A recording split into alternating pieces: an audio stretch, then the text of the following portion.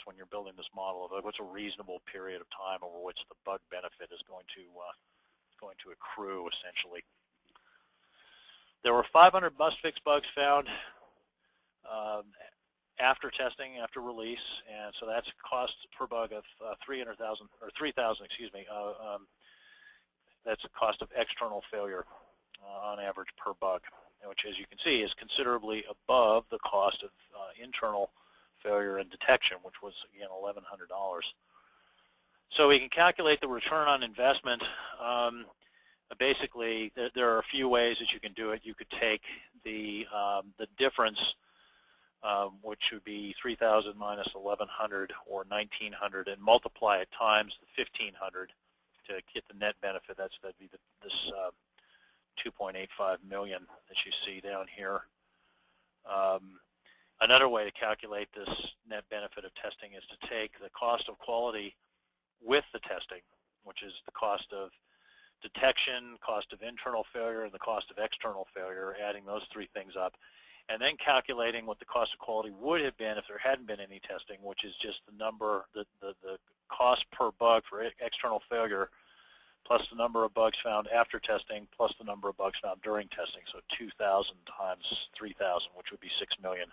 So you get two ways to calculate that. And so we can come up with this net benefit of 2.85 million on an initial investment of the cost of detection, which is, as I said before, is 400,000, as you see here. So that's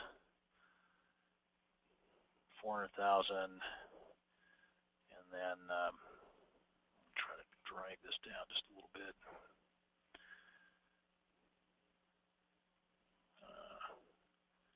Let me turn off the ribbon for the moment. Right. 400,000 as our net detection cost versus the 2.85 million net benefits, 713%. So, fairly typical return on investment, just calculated based on the value of bugs found. And I did continue this on for some of the other ones, the unfixed bugs, the past tests, the value of advice. I'd encourage you just to read the article if you're curious about that, because, again, in this real world case, we also saw that, as in the hypothetical, the majority of the value was from the finding of must-fix bugs. Okay, now let's get back over to the presentation here.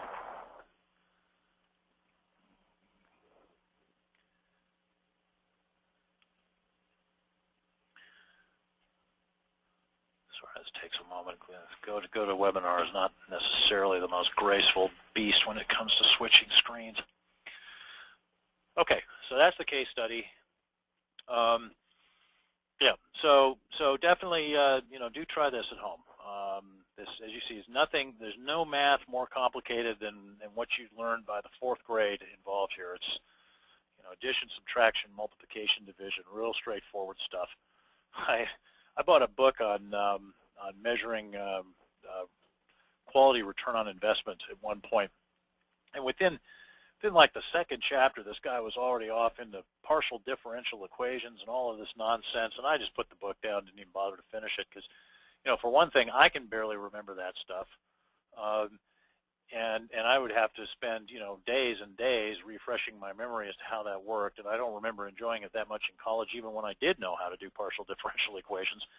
And the other thing is, other people don't know that stuff too. I mean, it's, go into client's office or your boss's office and start talking about partial differential equation this and, matrix inversion that, he's going to look at you like you're from Mars, and your credibility is just going to go shooting out the door, because he's going to think, this guy has come in here to flim-flam me with math I don't understand.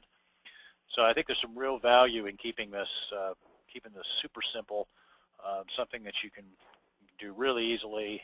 Everybody can understand it. It can be encapsulated in a spreadsheet, and you can have discussions about how that came about. I remember the last assessment I did, we sat around and talked about just this question of how efficient is the test team and where is the value coming from, and we walked through the spreadsheet, And it was clear to everybody how it was being measured. And we made some assumptions that they thought, well, I don't know if those are right. Let's go validate those assumptions. So really, to the extent that you can keep this nice, transparent, and simple, not only will it be a lot easier for you to do, it's going to be a lot easier for you to get people to believe.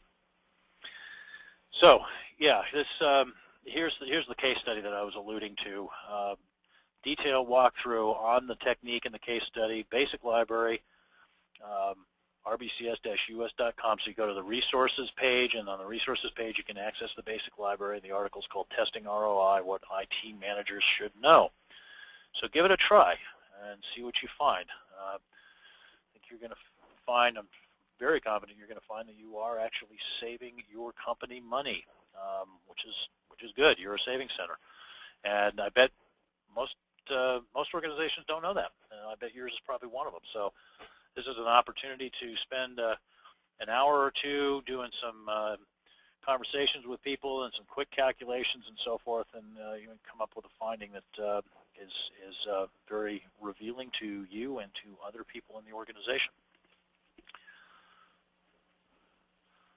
Okay. I'm going to put up the advertisement here while we go through the Q&A process. We have now made it successfully through the end of the presentation without the office flying off to Kansas, as it sort of seemed like it was about to do at multiple points in time. We still have sideways rain going on out there, but we're here, safe and sound. So let me get this question panel open here and undock this thing. I can actually read it. Still kind of dealing with learning this change they made to the GoToWebinar interface as respect to the questions.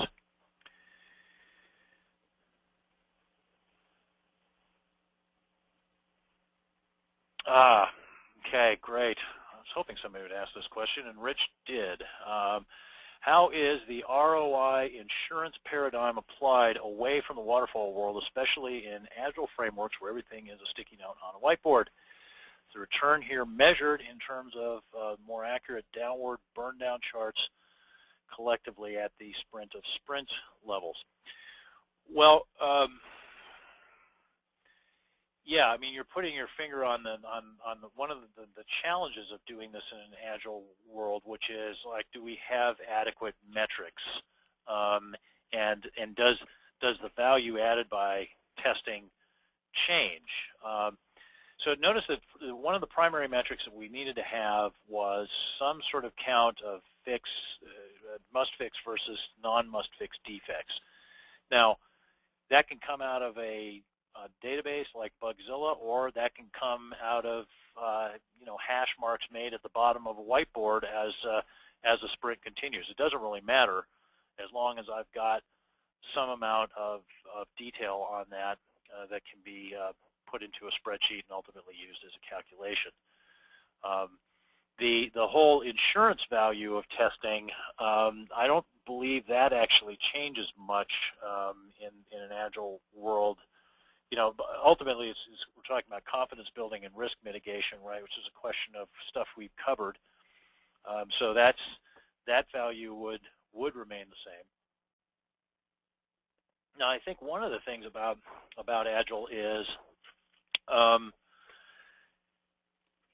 if the developers do really well in terms of upfront removal of defects,